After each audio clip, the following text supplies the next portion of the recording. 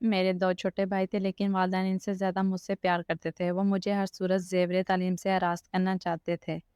بابا جان تعلیم کے معاملے میں روشن خیال واقع ہوئے تھے۔ کہتے تھے کہ مہرین کو بہت پڑھاؤں گا تاکہ میری بیٹی زمانے کا مقابلہ کر سکے، لیکن میں شروع دن سے پڑھائی سے جی چراتی تھی۔ تعلیم کو ایک مشغلہ سمجھتی اور اسکول محض سہیلیوں کے ساتھ وقت گزارنے جاتی تھی۔ میری تعلیمی حالت قابل رحم تھی، لیکن استانیہ میرے والد کا لحاظ کرتے ہوئے مجھے کچھ نہیں کہتی تھیں۔ بڑی مشکل سے میں نے میٹرک کیا۔ بابا جان کالج میں داخلہ دلوانا چاہتے تھے لیکن میں نے انکار کر دیا۔ خوش تھی کہ اب پڑھائی سے جان چھوٹی، صبح سویرے بیدار ہونے سے جو الجھن ہوتی تھی نہ رہی۔ اب اپنی مرضی سے اٹھتی، اپنی مرضی سے سوتی۔ بھائی اسکول چلے جاتے تو گھر اکیلے بیٹھے رہنے سے بوریت ہوتی۔ جی چاہتا کسی سے باتیں کروں، کوئی ہمارے گھر آئے یا میں کسی کے گھر آؤں جاؤں، لیکن والدہ کسی کے گھر جانے نہیں دیتی تھی۔ میں کھڑکیوں سے تانکا جھانکی کر کے دل بہلا لیا کرتی تھی۔ ہم ایک عام سے محلے میں رہتے تھے۔ سامنے چودھری دین محمد کا مکان تھا۔ مکان کیا تھا، ایک بہت بڑا بنگلہ تھا۔ یہ زمیندار تھے۔ دیہات میں بھی شاندار حویلی تھی۔ وہ کبھی دیہات میں رہتے اور کبھی شہر میں۔ ان کے بچوں کو شہر میں رہنا پسند تھا، سو ان لوگوں کا آنا جانا لگا رہتا تھا۔ ہمارے مکان کی چھت پر ایک کمرہ تھا جس کی کھڑکی ان کے گھر کی بلائی منزل پر بنے ہوئے اس کمرے کے عین سامنے کھلتی تھی، جس میں چودھری صاحب کا جوان سال بیٹا حیات رہتا تھا۔ وہ اپنے کمرے کی کھڑکی کے عین سامنے میز کرسی رکھے پڑھتا رہتا تھا۔ جب میں چوبارے سے جھانکتی اس کی نظریں میری جانب اٹھ جاتی۔ میں اس کو دیکھ کر برا سا منہ بنا لیتی، حالانکہ وہ خوبصورت تھا، مگر میں خود کو جانے کیا سمجھتی تھی۔ مجھے اپنی صورت پر ناز تھا کہ میں بھی تو خوبصورت تھی۔ ان کی ملازمہ کا نام شادو تھا۔ ایک روز وہ ہمارے گھر آئیں تو میں نے اس سے کہا کہ اپنے چھوٹے صاحب سے کہو کہ وہ اپنی میز کرسی کھڑکی کے سامنے سے ہٹا لیں۔ جب بھی میں کھڑکی سے باہر دیکھتی ہوں سامنے بیٹھا مجھے برا لگتا ہے۔ اگلے روز شادو آئی، کہنے لگی بی بی صاحب نے کہا ہے کہ میں اپنے گھر میں جہاں بیٹھوں اور جہاں مرضی کرسی ڈالوں، اگر اس لڑکی کو اتنی تکلیف ہے تو مت دیکھا کرے۔ کھڑکی سے لڑکیوں کا تانک جھانک کرنا کوئی اچھی بات نہیں۔ اس جواب سے گویا میرے تن بدن میں آگ لگ گئی۔ قلم کاغذ اٹھایا اور اسے مغرور بدلحاظ پڑوسی اور جانے کیا کچھ لکھ کر پرچہ شادو کے ہاتھ میں پکڑا کر کہا کہ اسے دے دو، مجھے امید ہے کہ اگر شرم والا ہوا تو اپنی کھڑکی بند رکھے گا۔ وہ واقعی شرم والا نکلا۔ اس نے اپنی کھڑکی بند کر لی جو اس کی ٹیبل کے سامنے تھی۔ ایک دو دن تو مجھے اپنی فتح کا احساس ہوا، لیکن اس کے بعد زندگی کچھ بے رنگ محسوس ہونے لگی۔ اب کھڑکی سے جھانکنے میں مزہ نہیں آتا تھا۔ میں اداس رہنے لگی۔ تانک جھانک میں بھی دل نہ لگا۔ اب یقین ہو گیا کہ میں دراصل اس کی خاطر چوبارے پر آتی تھی۔ اس بار شادو آئی تو میں نے ایک معذرت نامہ لکھا۔ آپ تو واقعی بہت اچھے اور لحاظ والے پڑوسی ہیں۔ غلطی میری ہی ہے۔ آپ کا گھر ہے، آپ کا جہاں جی چاہے بیٹھیں، بے شک کھڑکی کھول کر پڑھیے۔ آپ کی کھڑکی مسلسل بند دیکھ کر میرا دم گھٹنے لگا ہے۔ جب کسی لڑکے کو پتہ چل جائے کہ کوئی لڑکی اس کی خاطر چوبارے پر آ کے جھانکتی ہے تو وہ کب آرام سے رہ سکتا ہے۔ سو اگلے ہی روز مہر حیات نے کھڑکی کھول دی۔ اس کی کھڑکی کھلی دیکھ کر میری روح کی بے چینی ختم ہو گئی۔ اس کے بعد ان کے گھر کی ملازمہ ہمارے گھر کبھی کچھ لے کر آنے لگی۔ میری سیدھی سادی ماں کو کیا خبر کہ اچانک چودھری صاحب کے گھر والے کیوں ہم پر مہربان ہو گئے ہیں۔ وہ یہی سمجھتی تھی کہ صاحب حیثیت گھرانہ ہے، لہٰذا حق ہمسائیگی ادا کرنے کے لیے کبھی پلاؤ کی ٹرے، کبھی حلوے کی ڈش آ جاتی ہے۔ جواب میں امی بھی کچھ نہ کچھ بھجوا دیتی، لیکن شادو جانتی تھی کہ یہ عنایتیں چودھری صاحب کے گھر سے کون کرتا ہے۔ وہ جب پکوان کی ٹرے امی کو دیتی ہے، میری ماں برتن خالی کرنے باورچی خانے چلی جاتی، تبھی وہ مجھ کو مٹھی میں پرچہ پکڑا دیتی۔ امی کو معلوم تھا کہ چودھری صاحب کے گھر کی خواتین محلے میں کہیں نہ جاتی، لہٰذا وہ بھی ان کے گھر نہیں جاتی تھیں۔ اکثر مہر حیات کے گھر والے گاؤں چلے جاتے، صرف حیات گھر پر رہ جاتا کیونکہ وہ کالج میں پڑھ رہا تھا۔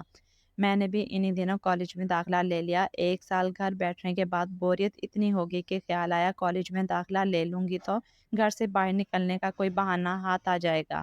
میں کسی صورت لوگوں میں جانا چاہتی تھی، ان سے گپ شپ بات چیت کرنا چاہتی تھی۔ یہ تبھی ممکن تھا جب کالج کے لیے گھر سے نکلتی۔ حیات کو علم تھا کہ میں نے پڑھائی شروع کر دی ہے، اسے میرے کالج کا بھی پتہ تھا۔ بس جو داستان کھڑکی سے شروع ہوئی وہ اب ریسٹورنٹ اور پارکوں تک جا پہنچی۔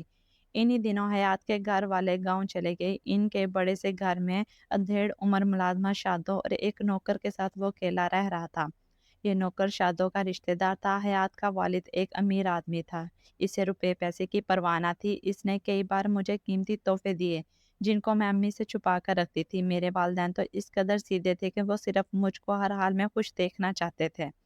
کبھی انہوں نے نہیں پوچھا کہ کالج کیا کرنے جاتی ہو، پڑھتی بھی ہو یا نہیں۔ انہیں کوئی علم نہ تھا کہ ان کی لاڈلی کس ڈگر پر چل رہی ہے۔ حیات کا گھر خالی رہتا تھا، وہ نوکر کو کسی بہانے باہر بھیج دیتا، شادو کھانا پکاتی رہتی اور ہم دونوں تنہائی میں گھنٹوں بیٹھے باتیں کرتے رہتے۔ میں ان کے گھر کی عقبی دروازے سے جاتی تھی، تبھی کسی کو علم نہیں ہو سکا کہ میں حیات سے ملتی ہوں۔ انٹرمیڈیٹ کے بعد حیات نے پڑھائی چھوڑ دی۔ میں بھی کالج کہاں جاتی تھی، گھر سے نکلتی تو عقبی گلی سے حیات کے گھر چلی جاتی۔ گھر اتنا بڑا تھا کہ اچانک کوئی آ جاتا تو پتہ بھی نہ چلتا کہ کوئی دوسرا مکان میں موجود ہے۔ آخر والدین کو سن گن ہو گئی۔ عام حالات میں وہ کب میری شادی حیات سے کرنے پر راضی ہوتے، لیکن شادوں نے میری ماں کو سمجھایا اور باخبر کر دیا کہ اب مزید غفلت آپ کی بدنامی ہی نہیں بربادی کا باعث ہوگی۔ شادوں کے باخبر کرنے اور حالات کی سنگینی کو دیکھتے ہوئے اپنی عزت کی خاطر ان کو صبر کا گھونٹ بھرنا پڑا۔ حیات کے والدین راضی نہ ہوئے، ہم نے کورٹ میرج کر لی۔ شادی کی اطلاع چند ماہ بعد چودھری صاحب اور ان کے گھر والوں کو ہوئی تو وہاں صف ماتم بچھ گئی۔ دیہات والوں کے اپنے مفادات ہوتے ہیں، لیکن وہ بھی بے بس ہو گئے کیونکہ حیات نے دلیرانہ قدم اٹھا لیا تھا۔ وہ لوگ اس وقت تک گھر نہیں لوٹے جب تک میں نے بیٹی کو جنم نہیں دے لیا۔ جب علم ہوا کہ میں ایک بیٹی کی ماں بن گئی ہوں تو وہ لوگ آ گئے اور انہوں نے مجھے میری ماں کے گھر بھیج دیا اور حیات پر دباؤ ڈالنے لگے کہ وہ مجھے طلاق دے، ورنہ اس کو جائیداد سے آگ کر کے گھر سے نکال دیا جائے گا۔ حیات کی عمر 22 سال تھی، وہ ابھی کمانے کے لائق بھی نہیں تھا، والدین کے آگے نہیں ٹھہر سکتا تھا۔ وہ ایک کم تعلیم یافتہ اور اخراجات کے معاملے میں محتاج شخص تھا۔ اس کے پاس رہنے کا ٹھکانہ بھی نہیں تھا۔ وہ بیوی اور بیٹی کی کفالت نہیں کر سکتا تھا۔ یہ جو عیش تھا وہ اس کے والدین کا مرہون منت تھا۔ اس کے والد نے اس پر اتنا دباؤ ڈالا کہ اسے مجھ کو طلاق دینی ہی پڑی۔ میرے والدین بھی مجھ سے خفا تھے، لیکن وہ مجھ کو دکھ میں بھی نہیں دیکھ سکتے تھے۔ آخر والدین کے گھر نے ہی مجھے پناہ دی۔ چوتھی صاحب بیٹے کو گاؤں لے گئے اور اس کی شادی اپنی بھتیجی سے کر دی اور دوبارہ لوٹ کر نہیں آئے۔ میں 3 سال والدین کے ساتھ رہی، پھر والدین نے ایک اچھا رشتہ دے کر میری شادی عاصم سے کرا دی۔ وہ ایک سرکاری محکمے میں معمولی آفیسر تھے۔ امی نے میری بچی کو اپنے پاس رکھ لیا۔